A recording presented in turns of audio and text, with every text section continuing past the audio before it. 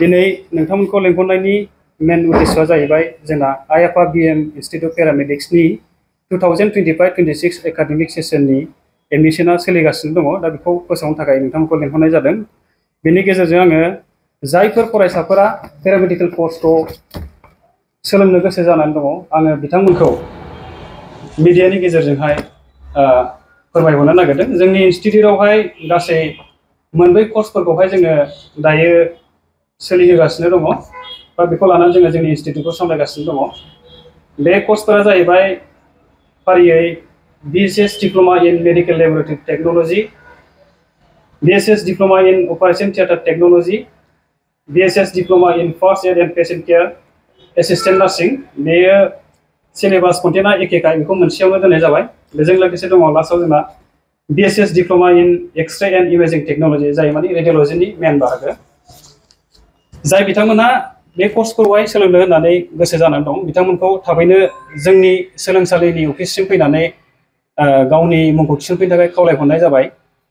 बेजों लोगोसे जोंनि सोलोंसालिनि मेन जायगाया जाहैबाय जोंना गोजोनपुरी JD र'ड। बे जोंनि सोलोंसालिनि मेन इन्स्टिट्यूटनि बिल्डिंनि साखाथियाव दङ जोंहा आई हटेल, आरो बेजों लोगोसे जोंहा जोंनि सोलोंसालिनि अपोजिट साइडजों दङ आइ-आफा मेडलाइफ BM हस्पिटाल। स' नोंथांमोनहा फैनानै आन्दायफैनांगौनि जेबो गोनो गोथो जानांगौ जेबो खोथा गैया। बेजों लोगोसे आरो जोंनि इन्स्टिट्यूटआवहाय जगाजग खालामनो थाखाय आङो मिडिया पार्सनफोरखौहाय गावसिनि स्क्रिनाव होनो थाखाय खावलायगोन। जानबुं नाम्बार दङ 9395899391, बे मोनसे, आरो गुबुन मोनसे जानबुं नाम्बार दंबावो 8135971844। दा बे आरोबाव मोनसे फोसावनांगौआ बेनो, जायफोर बिथांमोनहा जायगायाव फैनानै एडमिशन लाफैनो एसे गोनो गोथो जादों, बिथांमोना अनलाइननि थ्रुबो एडमिशनखौ लानो हागोन। बेयो जाहैबाय वाट्सएपनि गेजेरजों जिखिनि डकुमेन्ट्स नांगौ बेखौ जोंनो हरनानै बेनिफ्राय पेमेन्टखौहाय अनलाइन खालामहरबानो जागोन। बेनिफ्राय जोङो रिसिप्ट दाननानै जाय एडमिशन लाग्रा बिथांमोननो जोङो रेसपन्स हरफिननाय जागोन। दा बेबायदि थ्रुयैबो एडमिशन लानो हागोन। आरो बेनि अनगायै जोंहा अफलाइनथ' अफिसावनो जाखागोन एडमिशना। बेनोसै आरो, गोजोन्थों। जोंना बे कर्सखौ खालामनो थाखाय क्वालिफिकेशना जाहैबाय जोंना 10+2 नांगौ। बेनि अनगायैबो जायफोर माने 10+2 खालामनो हायाखै बा क्लास 10 पास जानानै दं, बेबो लाफैनो हागोन। लास्ट डेटखौहाय जोङो फेब्रुवारिनि जोबथा अक्ट'सिमहालागै जोङो एडमिशनखौ लाबाय थानाय जागोन। मेल फिमेल गासिबो। औ, दासिमाव नोंथांमोना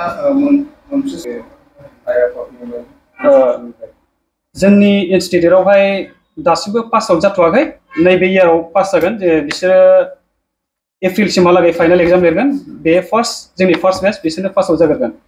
जाय बिथांमोना बेयाव एडमिशन लाबाय बिथांमोना प्लेसमेन्टनि 100% प्लेसमेन्टनि सुबिदाफोर दं नामा? बे मोनसे मोजां कुइसन जादों। प्लेसमेन्टनि सुबिदाखौ जोंनि फारसेनिफ्राय होगोन। नाथाय मानसिफ्रा डाइरेक्ट प्लेसमेन्ट होननानै बुंनाय लोगो लोगो डाइरेक्ट खेबसेनो मोनगोन सानो। बे बिदि नङा। जाय सोलोंसाया फैनानै एडमिशन लाफैगोन, बेहाय सोलोंनायजों लोगोसे जोङो हानायखिनि प्लेसमेन्टखौ होनो नाजागोन। आरो बेजों लोगोसे जाय सोलोंसा बियो बांसिन गाव हारसिङै पारफरमेन्सखौहाय मोजां खालामनो नाजानांगोन इन्टारभिउ समावहाय। हस्टेलनि खाबु जोंनि पार्सनेलि जोंहा इन्स्टिट्यूटआ हस्टेल गैया, बाट जोंजोंनो नांजाबनाय जेरावहाय जोंनि इन्स्टिट्यूटआ दङ, बेजोंनो मोनसे PG दङ, गार्ल्स हस्टेल, आरो साखाथि फाखाथि जोंहा हौवाफोरनि थाखायबो PG हस्टेल दङ, बेफोराव थाफैनो हागोन।